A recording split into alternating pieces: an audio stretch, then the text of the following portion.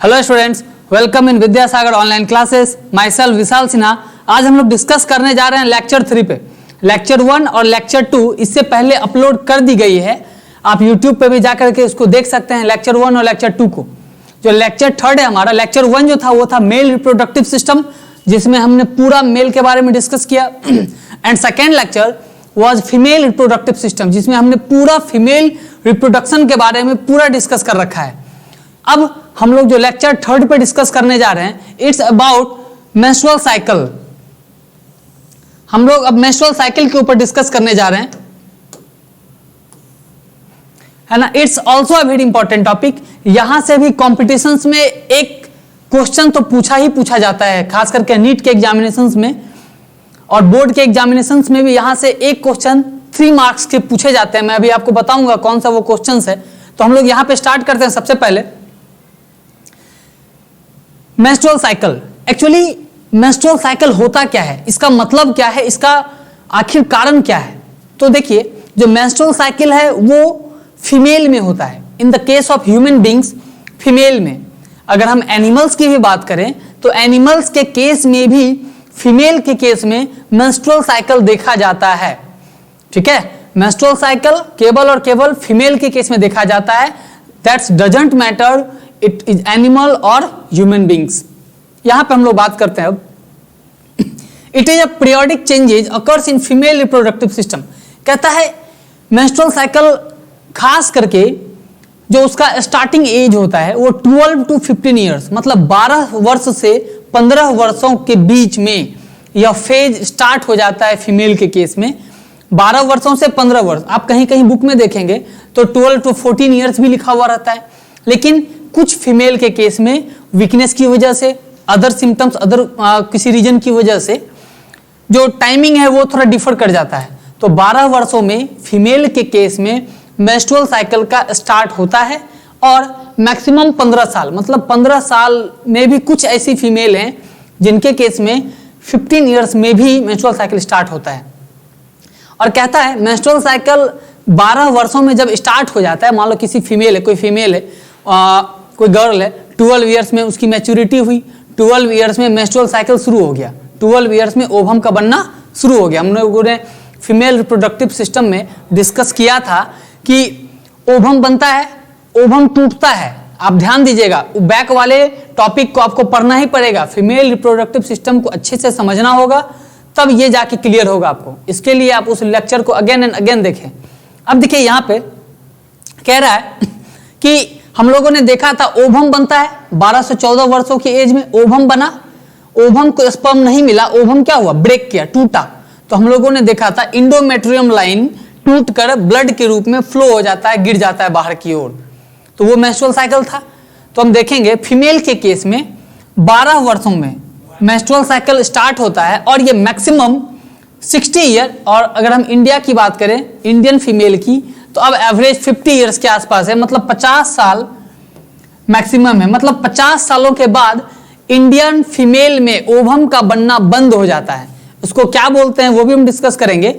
तो यहां पे देखेंगे 12 वर्षों में ओवम का बनना स्टार्ट हुआ, मेंस्ट्रुअल साइकिल स्टार्ट हुआ और ये टिल लास्ट 50 ईयर्स और 60 ईयर्स, 60 वर्षों तक ओवम बनता है, मेंस्ट्रुअल साइकिल चलता है और 60 वर्षों के बाद मेंस्ट्रुअल साइकिल होना बंद हो जाता है। इसका मतलब ये हुआ कि कोई भी फीमेल 60 वर्षों के बाद मां नहीं बन सकती है।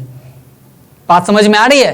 क्या कह रहा है, 12 वर्षों के बाद ओवम का बनना शुरू हुआ, मेंस्ट्रुअल फेज स्टार्ट हुआ और ये लास्ट कब गया, 60 ईयर्स के पास। मतलब 60 वर्षों के बाद कोई भी फीमेल मां नहीं बन सकती है। That's clear. नेक्स्ट पॉइंट पे हम लोग डिस्कस करते हैं। कह रहा है menstrual cycle stops during pregnancy. काफी इंपॉर्टेंट पॉइंट है और काफी कंफ्यूजन्स होते हैं अभी के समय में, फीमेल में भी या कपल्स में भी, कि भाई तो याद रखेंगे जैसे ही प्रेगनेंसी होगा, मतलब एग जैसे ही स्पर्म से मिला, एग जैसे ही फर्टिलाइज किया, वैसे ही प्रेगनेंसी शुरू हो जाएगा और मेंस्ट्रुअल साइकिल रुक जाएगा। एग जैसे ही फर्टिलाइज होगा, मेंस्ट्रुअल साइकिल क्या होगा, स्टॉप्स। इसको ध्यान रखेंगे। अगला कह रहा है कि it occurs due to the secretion of hormone from ovary and corpus luteum. कह रहा है कि जो मेंस्ट्रुअल साइकिल है ये खास करके ओवेरी और कॉर्पस ल्यूटियम से निकलने वाले हार्मोन की वजह से होता है। बात सही है। अब क्या होता है हम लोग अभी डिस्कस करेंगे। तो यहां पे क्लियर है, ये पूरा पॉइंट क्लियर है, इस बात को हम लोग ध्यान रखेंगे। चलिए, कह रहा है रिप्रोडक्टिव साइकिल की बात है ना, on the basis of menstrual cycle. Menstrual cycle के आधार पे अलग अलग एनिमल्स होते हैं हमारे अर्थ पे, ह्यूमन बींग्स हैं, है ना, मैमल्स हैं, कुछ एनिमल्स भी हैं, काव है, बफेलो, डॉग, सब तरह के एनिमल पाए जाते हैं। तो सब तरह के एनिमल की जो कंडीशंस होती है वो अलग अलग होती है। तो कह रहा है रिप्रोडक्टिव साइकिल को दो भागों में बांटा गया है। एक है ओएस्ट्रस cycle, the first one is ओएस्ट्रस cycle and the second one is menstrual cycle. यही क्वेश्चन 3 नंबर का पूछा जाता है। This question was asked and again asked in your examinations, 3 marks का, सीबीएसई वालों के लिए भी और बोर्ड वालों के लिए भी ये क्वेश्चंस इंपॉर्टेंट है। देखिए कहता क्या है कि रिप्रोडक्टिव साइकिल को 2 भागों में बांटा गया, ओएस्ट्रस cycle and menstrual cycle. ओएस्ट्रस cycle क्या है? तो कह रहा है it occurs in non primate mammals. ध्यान देंगे हम लोग, एक एक चीज को मैं क्लियर करके बता रहा हूं, आप बार बार वीडियो को देखेंगे अच्छे से और ये आपको अच्छे से क्लियर हो जाएगी। देखिए बाबू, जो मैमल्स है बिल्कुल बच्चों की तरह जीरो लेवल से मैमल्स है ना, मैमल्स का मतलब वो हुआ कि वैसे एनिमल जो बच्चों को जन्म देते हों, जो डायरेक्ट चाइल्ड को जन्म देंगे, उन्हें हम लोग मैमल्स बोलते हैं। और भी बहुत सारे तरीके हैं मैमल्स को पहचानने का, लेकिन हम लोग यहाँ पे डिस्कस कर रहे हैं कि मैमल्स है क्या भाई। तो मैमल्स उन्हें कहते हैं जो बच्चे को जन्म दे, जैसे ह्यूमन बींग्स बेबी को जन्म देता है, काव बच्चे को जन्म देता है, काफ को। ठीक है, तो कह रहा है क्या, ओएस्ट्रस साइकिल केवल और केवल किसमें होता है? नॉन प्राइमेट मैमल्स में। तो नॉन प्राइमेट मैमल्स किसको बोलते हैं भाई? डॉग, कैट, काव, बफेलो, है ना, ये सब किस में आते हैं? नॉन प्राइमेट्स में। दूसरा कह रहा है menstrual cycle it occurs in primate mammals. ये किस में होते हैं? प्राइमेट में। धीरे धीरे देखते हैं हम लोग। And the second one is female receive male. देखिए ओएस्ट्रस साइकिल के केस में क्या है कि जो फीमेल होते हैं, जैसे काव हो गए, है ना, तो हम लोग अभी डिस्कस किया कि काव के केस में क्या हो रहा है? ओएस्ट्रस साइकिल हो रहा है। तो ओएस्ट्रस साइकिल में मेनली होता क्या है, सो समझिएगा। मेंस्ट्रुअल साइकिल के बारे में हम लोगों को पता है कि इसमें हर मंथ ओवम बनेगा और हर मंथ अगर वह ओवम, वो एग फर्टिलाइज नहीं होगा तो ब्लड के रूप में वेजाइना से कहाँ निकल जाएगा? बाहर। यहां क्लियर है हम लोगों को। ओएस्ट्रस साइकिल में भाई हल्का सा डिफरेंस है। इसके केस में क्या होता है कि मंथली ब्लड नहीं गिरते हैं, ह्यूमन बीइंग की तरह, मंकी की तरह, ह्यूमन बीइंग की तरह ब्लड नहीं गिरते। इनके केस में क्या होता है, ये सीजनल ब्रीडर होते हैं। इनको हम लोग सीजनल ब्रीडर बोलते हैं। सीजनल ब्रीडर इसीलिए बोलते हैं ये साल में एक बार ये बच्चे को जन्म दे सकते हैं, है ना, वो भी सीजन होता है। जैसे मान लो गाय हो गए, तो गाय के केस में क्या है कि मान लीजिए सपोज ये अगस्त का मंथ है, तो अगस्त के मंथ, अगर फिक्स अगस्त के मंथ में ही वो बच्चे को जन्म अगर देगा या उसी मंथ में वो बच्चे को जन्म देता है, उस दौरान क्या होगा कि काव के केस में, बफेलो के केस में एक हीट प्रोड्यूस होता है, उसके बॉडी के अंदर हीट प्रोड्यूस होगा। हीट प्रोड्यूस होने के बाद वो चिल्लाना शुरू करेगी, है ना, जिससे उसके मालिक को पता चल जाता है। फिर वो क्या करते हैं, बुल को लेके आते हैं, उसके साथ कॉपुलेशन करवाते हैं, सेक्सुअल कांटेक्ट करवाते हैं, जिसके बाद वो प्रेग्नेंट हो जाते हैं। ठीक है, तो ओएस्ट्रस साइकिल के केस में क्या है, female receive male during seasonal heat period. Female male को कब एक्सपेक्ट करते हैं, कब बुलाते हैं? जब उनके बॉडी में हीट प्रोड्यूस होता है। Also known a seasonal breeder, ये सीजन पे ही बच्चे देते हैं, साल में एक बार इनका सीजन होता है, उसी दौरान ये अपने बच्चे को जन्म देते हैं। इनको बोलते हैं हम लोग ओएस्ट्रस साइकिल। मेंस्ट्रुअल साइकिल के केस में क्या है, इसमें हीट प्रोड्यूस की कोई बात है नहीं, हमेशा हीट प्रोड्यूस होता है ना। ह्यूमन बीइंग के केस में नो सीजनल ब्रीडर, इनके लिए कोई सीजन फिक्स है नहीं, यहाँ भाई इसी सीजन में सेक्सुअल कॉन्टैक्ट होगा तभी इसी सीजन में बच्चा होगा, ऐसा कोई नहीं है। ह्यूमन बींग्स एंड मंकी, आदमी और बंदर, इन दोनों के केस में सेम प्रोसेस होता है, इसीलिए मंकी को ह्यूमन बींग का पूर्वज भी बोला जाता है ना, अकॉर्डिंग टू डार्विन्स। यहाँ कोई दिक्कत है? ये क्लियर है ना पूरा का पूरा? ओएस्ट्रस cycle, menstrual cycle, menstrual cycle केवल और केवल किसमें होगा? ह्यूमन और मंकी में। बाद बाकी उसके जितने भी हैं सब में क्या होगा? ओएस्ट्रस साइकिल। ओएस्ट्रस साइकिल का मतलब क्या हो गया कि ये साल में एक बार होगा, जबकि मेंस्ट्रुअल साइकिल में हर मंथ होता है। ओएस्ट्रस साइकिल के केस में फीमेल के बॉडी में साल में एक बार सीजन के अनुसार उनके बॉडी में हीट प्रोड्यूस होगा और वो फिर मेल को चाहेंगे। बट मेंस्ट्रुअल साइकिल के केस में ऐसा कोई रीजन नहीं है। क्लियर है?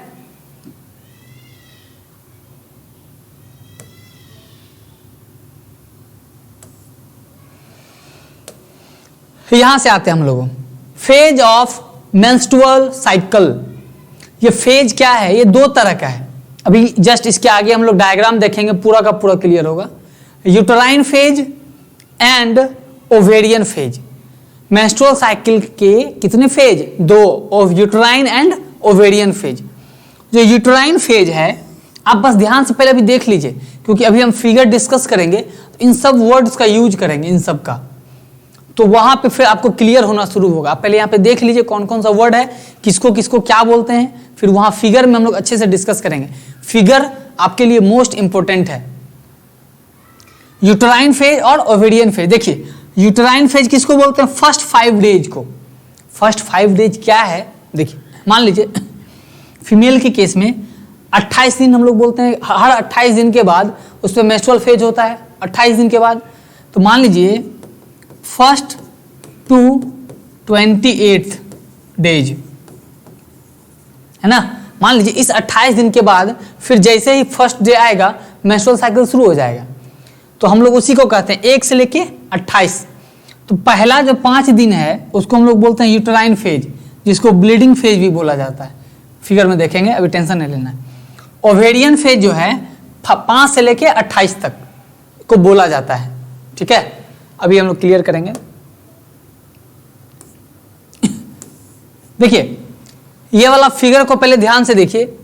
हम अभी एकदम बिल्कुल शॉर्ट तरीके से फिगर को बनाएंगे जो बिल्कुल आसान होगा आपके लिए। उस फिगर को करने के बाद हम इस फिगर को आसानी से समझेंगे, तो ये हमको क्लियरली आसानी से समझ में आएगा। ठीक है, यहां पे हम फिगर को देखते हैं।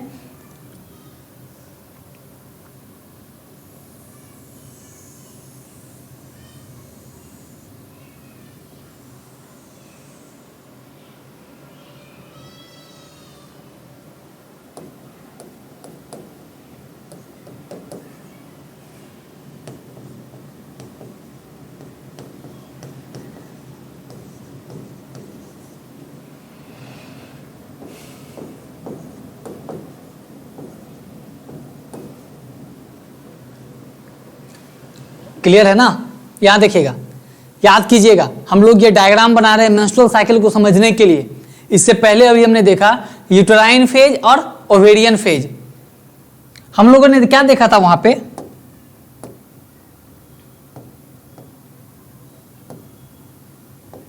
अभी हम लोगों ने क्या देखा कि जो फर्स्ट 5 डे है मेंस्ट्रुअल साइकिल का,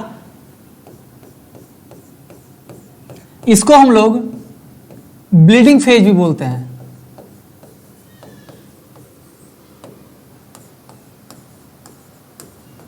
क्या बोलते हैं? Bleeding phase.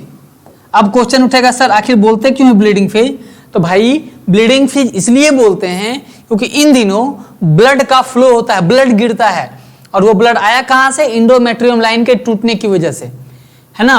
तो मान लीजिए किसी फीमेल में, ध्यान से सुनिएगा पहले, किसी फीमेल में 1 तारीख से मेंस्ट्रुअल साइकिल शुरू हुआ, 1 तारीख को एंडोमेट्रियम लाइन टूटा और ब्लड का गिरना क्या हो गया? स्टार्ट हो गया। तो कम से कम ये 4 से 5 दिनों तक का चलता है।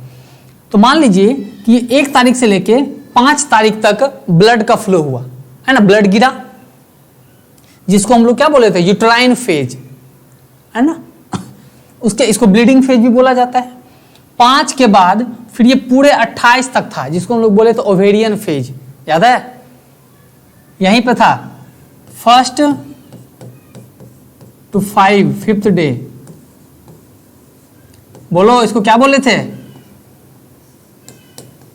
यूटेराइन फेज, है ना। और 5th से लेके 28 तक को क्या बोले थे? 5th to इसको बोले थे ओवेरियन फेज। क्यों बोले ओवेरियन फेज, अभी हम लोग समझेंगे। ये तो क्लियर हो गया कि मान लो 1 तारीख को मेंस्ट्रुअल शुरू हुआ, अब 5 तारीख को क्या हो गया, खत्म हो गया। 5 तारीख को मेंस्ट्रुअल साइकिल खत्म हुआ फीमेल के केस में। जैसे ही 5 खत्म होगा वैसे ही निकलेगा प्राइमरी फॉलिकल। अब आपको लगेगा सर, तो याद कीजिए, अब ये फिगर आपको बिल्कुल आसानी से समझ में आएगा अगर आप फीमेल रिप्रोडक्टिव सिस्टम को देखे हैं तो। इसीलिए उसको देखना आपके लिए बेहद जरूरी है, इसको समझने के लिए।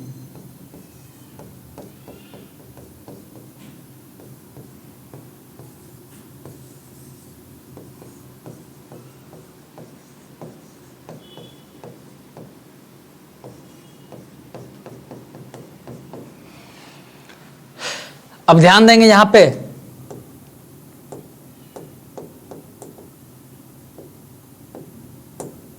है ना, इसको हम हटा रहे हैं क्योंकि ये पहले भी लिखा हुआ है।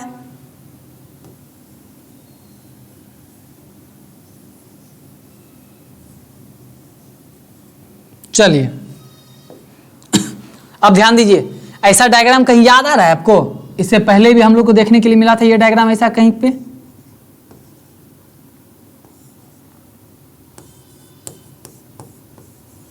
ध्यान आ रहा है कि नहीं?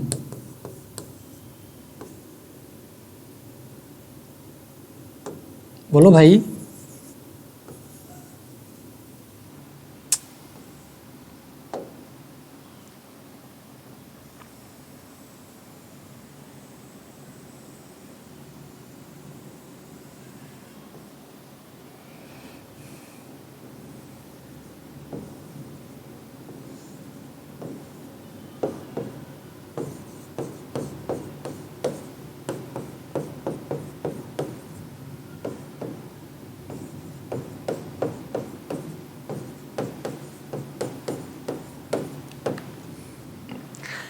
ये फिगर आपने इससे पहले देखा है कि नहीं देखा है ये बताइए। इससे पहले ये फिगर को आप लोग देख चुके हैं सेकेंड लेक्चर में, और मैंने उसी वक्त बताया था कि अगर सेकेंड लेक्चर में वो फिगर समझ में नहीं आएगा तो यहां पे प्रॉब्लम होगी। इसलिए इस लेक्चर को पढ़ने से पहले आपको सेकेंड लेक्चर को अच्छे से देखना होगा। आप याद कीजिएगा, वहां मैंने बताया था कि जैसे ही 5th डे खत्म हुआ, प्राइमरी फॉलिकल निकला था एग नेस्ट से। कौन से हार्मोन की मदद से? बोलिए। By the help of FSH hormone. फिर ये सेकेंडरी फॉलिकल कन्वर्ट हो गया किसमें? टर्सरी फॉलिकल में, by the help of FSH। फिर ये टर्सरी फॉलिकल कन्वर्ट हुआ किसमें? ग्राफियन फॉलिकल में, बाय द हेल्प ऑफ, बोलो, FSH, फॉलिकुलर स्टिमुलेटिंग हार्मोन, है ना। अब ये ग्राफियन फॉलिकल बन गया। हम लोगों ने देखा था, उस वक्त भी मैंने बताया था कि ये Graafian follicle approx 14th day में, जैसे ही 14th डे पूरा होगा, ये ग्राफियन फॉलिकल का दोनों लेयर टूट जाता है। आउटर लेयर को हम लोग बोले थे थीका एक्सटर्ना और अंदर के लेयर को बोले थे थीका इंटरना। ये दोनों लेयर टूटेगा और ये जो एग है ये कहां पे आएगा? बाहर, जिसको हम लोग बोले थे ओव्यूलेशन, एग का बाहर आना बोले थे ना। तो याद रखिएगा अप्रॉक्स 14th डे पे ये ओव्यूलेशन होगा। एग कहां आएगा? इसको तोड़ के बाहर, इसी को हम लोग बोले थे ओव्यूलेशन। ठीक है, तब हमने बताया था, ये क्वेश्चन वहां भी मैंने राइज किया था कि आखिर ग्राफियन फॉलिकल टूटेगा कैसे। तो मैंने बताया था by the help of which hormone? By the help of LH hormone. Luteinizing hormone इस 14th डे में काफी पीक पे रहते हैं। काफी फीमेल के केस में जैसे ही 14th डे पूरा होगा, उस एग का, उस ओवम का जैसे ही 14th डे पूरा होगा, वैसे ही LH हार्मोन का पिक, LH हार्मोन काफी ज्यादा सीक्रेट होता है और LH हार्मोन काफी हाई लेवल पे चला जाएगा, जिसकी वजह से वो ग्राफियन फॉलिकल टूट जाते हैं और एग कहां जाते हैं? बाहर। ऐसे आपको LH और FSH दोनों में इंक्रीजमेंट दिखता है, दोनों बढ़ता है। लेकिन मेन हार्मोन किसको बोला जाता है? LH को। इसी को हम लोग बोलते हैं मेन हार्मोन। आपसे क्वेश्चन जब पूछा जाएगा, इसको LH सर्ज के भी नाम से जानते हैं। कंपटीशन में क्वेश्चन पूछा गया है, LH सर्ज कहता है क्या? क्वेश्चन पूछा गया है कि ओव्यूलेशन जो होता है ना, ग्राफियन फॉलिकल टूटा, ओव्यूलेशन हुआ, तो ओव्यूलेशन होने के लिए कौन सा हार्मोन सबसे ज्यादा रिस्पॉन्सिबल है? Which are the main hormone? तो हम लोग किस में टिक मारेंगे? LH में, ल्यूटिनाइजिंग हार्मोन में। ठीक है, अब देखिए ये एग आया ना, मैंने वहां बताया था कि जैसे ही ये एग बाहर निकलेगा वैसे ही ये किसका इंतजार करेगा? स्पर्म का। अगर स्पर्म इसको मिल गया तब तो ये फर्टिलाइज कर जाएगा, और फर्टिलाइज करने के बाद फिर किसका कन्वर्सन होगा? कॉर्पस ल्यूटियम का। फिर कॉर्पस ल्यूटियम बनेगा, और कॉर्पस ल्यूटियम एक हार्मोन को सीक्रेट किया था, जिस हार्मोन का नाम क्या है? प्रोजेस्टेरॉन। जिस हार्मोन का नाम क्या था? प्रोजेस्टेरॉन। और ये प्रोजेस्टेरॉन हार्मोन का काम क्या था? प्रेगनेंसी को मेंटेन करता था। प्रोजेस्टेरॉन हार्मोन क्या करता है? इट मेंटेन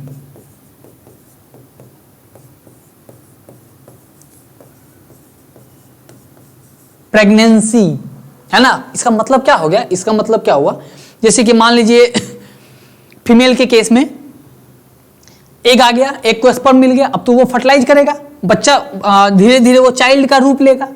तो उस प्रेगनेंसी को, प्रेगनेंसी हो रहा है ना, उसको मेंटेन करने में, है ना, उसको ज्यादा कॉम्प्लेक्स नहीं करेगा, ज्यादा मुश्किल नहीं होगा उसको डेवलप करने में, उसमें हेल्प करेगा कौन? Progesterone hormone. ठीक है, लेकिन एक और बात वहां मैंने बताया था, सब कुछ वही है कि अगर स्पर्म मिल गया तब तो कॉर्पस ल्यूटियम अपना काम किया, लेकिन अगर स्पर्म नहीं मिला, if egg is not fertilised, अगर एग फर्टिलाइज नहीं हुआ, तब कॉर्पस ल्यूटियम क्या बन जाएगा? Corpus albicans. क्लियर है ना? ये आपका मेन कॉम्पिटिटिव क्वेश्चन है, LH हार्मोन वाला, इसको आप ध्यान दीजिएगा। क्लियर है पूरा? पहला से 5वां दिन ब्लीडिंग फेज हुआ, फिर 5वां से लेकर के क्या हो गया? इसको हम लोग प्राइमरी फॉलिकल, कैसे आया प्राइमरी फॉलिकल? एग नेस्ट से, मैंने बताया था प्यूबर्टी एज में FSH हार्मोन आया था। कौन से ग्लैंड से? पिट्यूटरी ग्लैंड से। और पिट्यूटरी ग्लैंड से FSH हार्मोन आके किसको स्टिमुलेट किया था? जर्मिनल एपिथेलियम को। आप ध्यान दीजिएगा, लेक्चर 2 इज मोस्ट इंपॉर्टेंट। अगर लेक्चर 2 आप नहीं देखेंगे बार बार तो यहां पे प्रॉब्लम आएगी। लेक्चर 2 को देखना है, फिर इसको देखना है। अब देखिए, प्राइमरी फॉलिकल कन्वर्ट हुआ सेकेंडरी फॉलिकल में by the help of FSH hormone, follicular stimulating hormone. ये सेकेंडरी फॉलिकुलर किसमें कन्वर्ट किया? टर्सरी फॉलिकल्स में। फिर ये टर्सरी फॉलिकल कन्वर्ट किया ग्राफियन फॉलिकल्स में। फिर यहां पे ओव्यूलेशन हुआ 14th डे के आसपास। फिर इसको स्पर्म मिला, अगर स्पर्म मिलेगा तो ये किसमें कन्वर्ट करेगा? क्या बनेगा? Corpus luteum. ये प्रोजेस्टेरॉन हार्मोन सीक्रेट करेगा, ये प्रेगनेंसी मेंटेन करेगा। लेकिन अगर इसको स्पर्म नहीं मिला तो ये क्या करेगा? कॉर्पस एल्बिकंस बन जाएगा कन्वर्ट होकर के। क्लियर है ना? ये आपको समझना होगा। मेनली यहां पे देखना था LH हार्मोन, इसके बढ़ने से ये टूट जाता है। देखिए हम लिख देते हैं,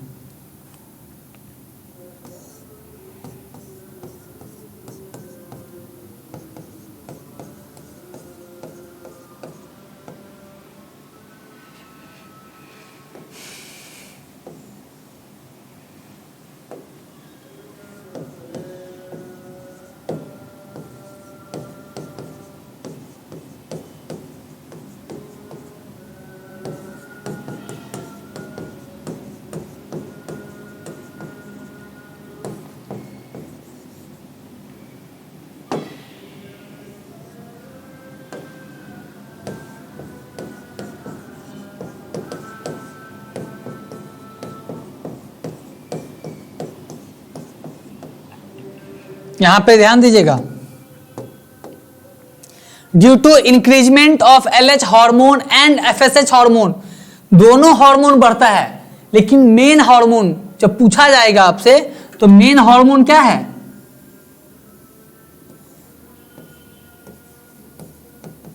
मेन हार्मोन। क्लियर है?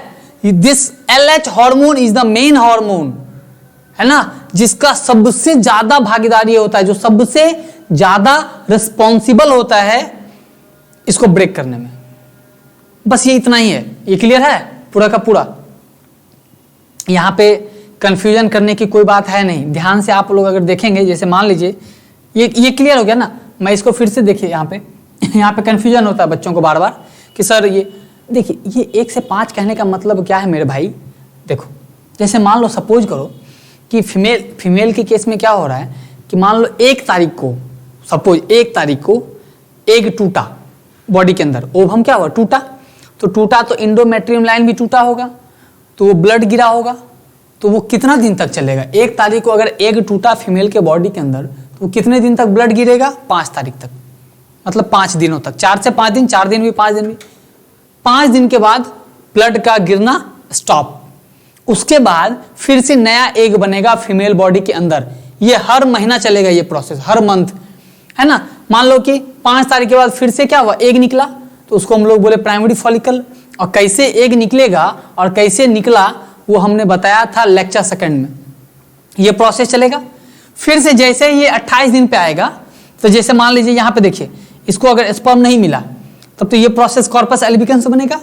फिर से यहाँ पर जैसे ही पहुंचेगा फिर से ये टूटेगा और फिर से ये गिरेगा, है ना। ये प्रोसेस हर मंथ चलेगा। क्लियर है?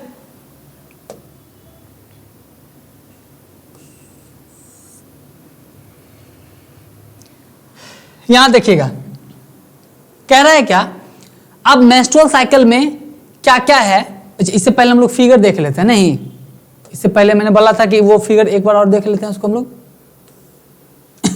देखिएगा। हम लोग फिगर को अब ध्यान से देखेंगे। यहां पर अगर आप थोड़ा सा नोट कीजिएगा, डायग्राम तो चला गया। यहां पे देखिए, उस डायग्राम को अच्छे से समझने के बाद इसको थोड़ा देख लेते हैं हम लोग। यहां पे क्या कह रहा है? ये पहला दिन है ना, ध्यान दीजिए, फर्स्ट डे है। ये फर्स्ट डे है और हमने बताया कि फर्स्ट डे से 1 से लेके 5 तक इसको बोले थे मेंस्ट्रुअल फेज, ब्लड गिरता है ना। ब्लीडिंग फेज भी इसको बोलते हैं हम लोग। 1 से लेके 5 को क्या बोलते हैं? Bleeding phase. 5 के बाद के फेज को बोलते हैं हम लोग uterine phase, sorry ovarian phase, है ना। क्योंकि यहाँ पे क्या होता है, फिर से नया नया ओवम बनेगा, नया एग बनेगा। अब देखते जाइए, यहाँ पे नया नया एग बन रहा है इसमें, मतलब एग बना, जैसे कि प्राइमरी फॉलिकल्स, फिर सेकेंडरी, फिर टर्सरी फॉलिकल्स, है ना। मान लीजिए ये क्या हो गया आपका? प्राइमरी फॉलिकल्स, यहाँ पे सेकेंडरी फॉलिकल्स, यहाँ पे क्या आ गया? Tertiary follicles. फिर ग्राफियन फॉलिकल बन के अप्रॉक्स 14th डे के आसपास, मान लीजिए कि यहाँ पे कहीं 14th होगा, 14th डे के आसपास क्या होगा? एग ब्रेक करेगा ना। अब आप ध्यान दीजिएगा, देखिए यहाँ पे 14th डे के आसपास जो LH हार्मोन है वो सबसे ज्यादा है, FSH हार्मोन भी ज्यादा है, लेकिन LH हार्मोन क्या है? ये वाला ब्लू वाला LH हार्मोन सबसे ज्यादा है ना। तो LH हार्मोन के सबसे ज्यादा होने की वजह से ये एग ग्राफियन फॉलिकल टूटेगा और इससे एग कहाँ निकलेगा? बाहर। यहां देखिए, primary follicle, secondary follicle, tertiary follicle, फिर मैच्योर फॉलिकल्स, फिर ग्राफियन फॉलिकल बना। ये ग्राफियन फॉलिकल देखिए टूटा अप्रॉक्स 14th डे में, ध्यान से मैच कीजिए इसको। टूटा है ना, 14th डे के आसपास टूटा। टूटने के बाद एग कहाँ गया? बाहर। फिर बना कॉर्पस ल्यूटियम, और कॉर्पस ल्यूटियम का फंक्शन पता है हम लोगों को। फिर ये कन्वर्ट करेगा कॉर्पस एल्बिकन्स में। यहां से क्लियर है ना? ये भी बस सेम चीज है ना। बस हमको ध्यान क्या रखना है? क्या ध्यान रखना है भाई? देखो बताता हूं। जो इस डायग्राम को हम लोगों ने देखा,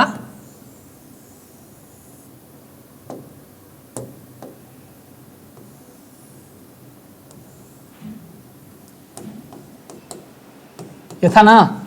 फिर हमने देखा यहां प्राइमरी फॉलिकल बना, सेकेंडरी फॉलिकल बना, टर्सरी फॉलिकल बना, और ये क्या बना था? Graafian follicles. डायग्राम आपका बना हुआ है पहले से, आप देखिए उसको। यहां पर सब क्या बन रहा है? फॉलिकल्स बन रहा है ना, इसीलिए इसको फॉलिकुलर फेज भी बोला जाता है। फॉलिकुलर फेज, क्योंकि फॉलिकल्स बन रहा है इसीलिए इसको फॉलिकुलर फेज भी बोलते हैं। या इसका एक और नाम है प्रोलिफरेटिव फेज। हम लोग फॉलिकल्स बन रहा है यहाँ पे, primary follicle, secondary follicle, tertiary follicle and Graafian follicles हम लोग देख चुके हैं अभी इससे पहले के डायग्राम में, आप रिमाइंड करके देखिए। यहाँ फॉलिकल्स, बहुत सारा फॉलिकल्स बन रहे हैं, इसीलिए हम लोग इसको फॉलिकुलर फेज भी बोलते हैं या प्रोलिफरेटिव फेज भी बोलते हैं। क्वेश्चन कई बार पूछा गया है कि प्रोलिफरेटिव फेज के नाम से किसको जानते हैं, तो फॉलिकुलर फेज को, ठीक है। अब यहां पे आइएगा, यहां पे हमने देखा था कॉर्पस ल्यूटियम बना, कॉर्पस एल्बिकेंस बना था, तो यहां पे क्या बन रहा है, कॉर्पस ल्यूटियम, है ना। इसको हम लोग एक किसके नाम से जानते हैं,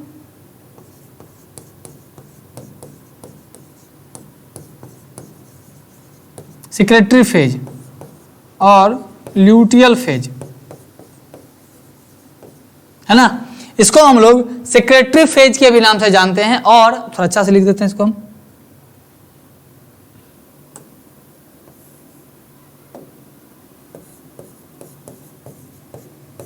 ल्यूटियल फेज के भी नाम से इसको जानते हैं हम लोग, ठीक है। यहां पे फॉलिकल्स बन रहा है, फॉलिकुलर फेज या प्रोलिफरेटिव फेज, इसको हम लोग बोले सेक्रेटरी फेज या ल्यूटियल फेज। क्लियर है।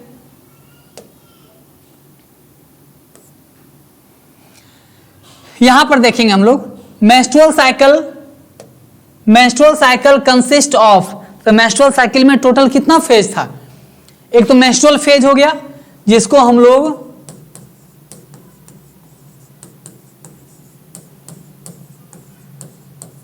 ब्लीडिंग फेज भी बोले थे, नहीं मेंस्ट्रुअल फेज को ब्लीडिंग फेज था ना, तो ब्लीडिंग फेज के बारे में क्या राय आएगा हमारा, इसके बारे में कि ये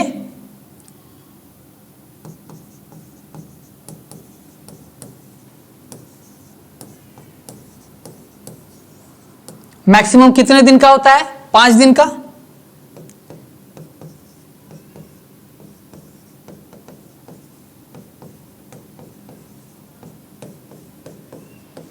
ब्लीडिंग टेक्स प्लेस, ब्लड गिरता है उस दौरान, ब्लीडिंग फेज के दौरान, है ना। उसके बाद था भाई फॉलिकुलर फेज और प्रोलिफरेटिव फेज। तो फॉलिकुलर फेज वो तो 1 नंबर हो गया ना आपका, 2 नंबर को हम यहाँ पे, 2 नंबर को यहाँ पे एक्सप्लेन कर रहे हैं हम लोग, फॉलिकुलर फेज या प्रोलिफरेटिव फेज। तो इसको हम लोग क्यों बोले थे फॉलिकुलर या प्रोलिफरेटिव फेज क्यों बोले थे, because formation of follicles takes place, क्योंकि यहां पे बहुत सारे फॉलिकल्स बन रहे थे by the help of which hormone, by the help of FSH hormone, याद है ना। तो फॉलिकुलर फेज को हम लोग ये बोले थे। अब है तीसरा सेक्रेटरी फेज या ल्यूटियल फेज। तीसरा क्या है, सेक्रेटरी फेज या ल्यूटियल फेज। तो सेक्रेटरी फेज और ल्यूटियल फेज सबसे लास्ट वाला था, उस दौरान कुछ कुछ हार्मोन्स का भी सिक्रेशन होता है, जैसे ये प्रोजेस्टेरोन हार्मोन का सिक्रेशन हुआ, है ना। तो कह रहा है सेक्रेटरी फेज और ल्यूटियल फेज किसको बोले थे हम लोग, तो अप्रॉक्स कहां से up to 15th, up to 15th to 28th days, है ना। सब किस में आता है, सेक्रेटरी और ल्यूटियल फेज में, क्योंकि इस फेज के बाद after this phase bleeding phase again come, इस फेज के बाद फिर से क्या आएगा, ब्लीडिंग फेज आ जाएगा, ठीक है। आपसे एग्जामिनेशन में जब क्वेश्चन पूछेगा तो आप मेंस्ट्रुअल साइकिल के डायग्राम को अच्छे से बना के उसको इंडिकेट करके और इसके बारे में आप लिख देंगे जो हमने बताया, ठीक है। ये क्लियर है ना। हम लोग इसके बाद आते हैं, ये काफी इंपॉर्टेंट है, VVI, वेरी वेरी इंपॉर्टेंट, ध्यान से देखिए। कह रहा है क्या, देखिए क्या होता है ना, जैसे मान लीजिए किसी फीमेल में मान लो 12 वर्ष हुआ, किसी फीमेल का क्या हुआ 12 वर्ष हुआ, बचपन से लेकर 12 वर्ष पूरा हुआ। तो 12 वर्ष में जैसे ही 12 वर्ष पूरा हुआ तो पहली बार जो ओवम बनेगा, पहली बार किसी फीमेल में ओवम बनेगा और वो ओवम टूटेगा, ब्लड निकलेगा, तो पहली बार जब ब्लड का फॉलिंग होगा, ब्लड गिरेगा, ओवम बनेगा, उस फेज को हम लोग बोलते हैं मेनार्क। इसको ध्यान से नोट कीजिएगा। मेनार्क का मतलब क्या हो गया? किसी फीमेल में फर्स्ट टाइम, पहली बार ओवम बनेगा और वो ओवम टूटेगा, चाहे वो जो भी एज हो, 12 वर्ष हो, 14 वर्ष हो, 13 वर्ष हो, 15 वर्ष हो, जब भी पहली बार ओवम बनेगा और पहली बार जो ब्लड गिरेगा, उस फेज को हम लोग बोलते हैं मेनार्क। क्लियर? आगे मेनोपॉज, जस्ट इसका उल्टा। मेनोपॉज का मतलब हो गया कि लगभग 60 वर्ष के पास, मान लो 60 वर्ष पूरा हो गया, मतलब लास्ट टाइम ओवम बना और लास्ट टाइम ब्लड का फॉलिंग हुआ, मतलब उसके बाद अब ब्लड ओवम का बनना बंद हो जाएगा, तो उस स्टेज को हम लोग बोलते हैं मेनोपॉज। स्टार्टिंग वाले स्टेज को बोलते हैं मेनार्क और स्टॉप स्टेज को, लास्ट स्टेज को हम लोग बोलते हैं मेनोपॉज। क्लियर? तो इसका एज क्या होगा मेनार्क का? तो मेनार्क का एज आप क्या दीजिएगा? अप्रॉक्स 12 से 15 ईयर, 12 से 15 साल में पहली बार। और इसका क्या दीजिएगा? 55 to 60 ईयर, है ना? क्लियर? अगला है बाबू एमिनोरिया। एमिनोरिया देखिए सिंपल, ये सब छोटा छोटा है, आपको कंपटीशन के एग्जाम में, बोर्ड में तो ये दोनों से क्वेश्चन आते हैं, लेकिन कंपटीशन के एग्जाम में ये आपके चॉइसेस में डाल देगा। 4 ऑप्शन में से एक ऑप्शन, 2 ऑप्शन में ये डाल देगा, तो वहां बच्चा कंफ्यूज कर जाता है इसका मतलब क्या होता है ना? तो देखिए एमिनोरिया का मतलब क्या हुआ? Absence of menstrual cycle. Menstrual cycle का अब्सेंस होना, खत्म होना, उसको हम लोग क्या बोलेंगे? एमिनोरिया। क्लियर है? Absence of menstrual cycle, menstrual cycle जैसे ही रुक जाएगा, खत्म हो जाएगा, उसको हम लोग बोलेंगे एमिनोरिया। और यह डिसएमिनोरिया। डिसएमिनोरिया का मतलब हुआ पेनफुल मेंस्ट्रुअल साइकिल, मतलब जब काफी ज्यादा पेन होगा, दर्द होगा। एक्चुअली ये जो डिसएमिनोरिया है ये काफी फीमेल में पाया जाता है, बहुत सारा केस आता है ऐसा। जब आप लोग पढ़िएगा, डॉक्टर बनिएगा, खास करके गायनी बनिएगा, गायनेकोलॉजिस्ट बनिएगा, तो गायनेकोलॉजिस्ट मतलब बोलते हैं जो फीमेल डॉक्टर बनते हैं तब आपके पास ये पता चलेगा कि बहुत सारा केस फीमेल का आता है, खास करके इस बेसिस पे। जैसे खास करके लड़कियों लोगों का भाई मेंस्ट्रुएशन के मेंस्ट्रुअल साइकिल दौरान, मेंस्ट्रुएशन के दौरान, पीरियड्स के दौरान काफी ज्यादा पेन हो रहा है, तो ये स्वाभाविक है ना? काफी बच्चे भी क्वेश्चन ये पूछ डालते हैं कि सर ऐसा ऐसा है। तो बता दूं, ये सच्चाई है कि जैसे ही मान लीजिए सपोज अगर 5th डे को, 5 तारीख को अगर मान लीजिए मेंस्ट्रुअल साइकिल शुरू होने वाला है, पीरियड शुरू होने वाला है, तो 4 तारीख से पेन स्टार्ट हो जाता है, दर्द स्टार्ट हो जाता है, एकदम होना ही होना है। हाँ, किसी किसी में ये दर्द बहुत ज्यादा होता है, किसी किसी में दर्द कम होता है। तो ये जो ज्यादा पेन होगा, जो दर्द काफी ज्यादा होता है, उसी को हम लोग बोलते हैं डिसएमिनोरिया। ये कोई डिजीज नहीं है, इसके लिए मेडिसिन भी आते हैं दर्द को कम करने के लिए। ठीक है, ये क्लियर है ना?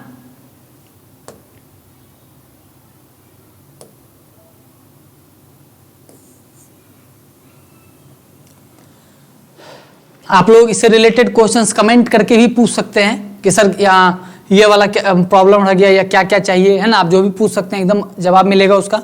फिलहाल हम लोग मल्टीपल चॉइस क्वेश्चंस देखते हैं अच्छे से। कह रहा है menstrual flow occurs due to lack of, menstrual flow occurs due to lack of. अब आप ही बताइए किसकी कमी के वजह से मेंस्ट्रुअल फ्लो होता है? बोलिए। दूसरा क्वेश्चन है about which day is normal human menstrual cycle does rapid secretion of LH। ये जो क्वेश्चंस है ये मैं छोड़ रहा हूं, ये आपको बनाना है और बना के कमेंट करना है इसका आंसर जितना जल्दी हो सके कि सर इसका आंसर ये होगा। ठीक है, चलिए दूसरा मैं आपको बता दूं कि इससे पहले कुछ क्वेश्चंस हैं, जैसे कि क्वेश्चंस आपसे पूछा जाएगा रिप्रोडक्टिव साइकिल के आधार पे, उनको आप सॉल्व कर लेंगे, इसको बनाएंगे और आंसर बनाने के बाद आप कमेंट में करेंगे सर इसका आंसर ये होगा, ताकि मुझे पता चले कि हाँ आप लोगों ने अच्छे तरीके से इसे समझ लिया है। कोई भी प्रॉब्लम अगर आती है, किसी भी तरह का कोई भी समझने में या कोई टॉपिक में प्रॉब्लम रह जाता है, आप कमेंट सेशन करें, कमेंट करें, उसमें पूछे, उसका जवाब आपको तुरंत मिलेगा। ठीक है, थैंक यू, ओके।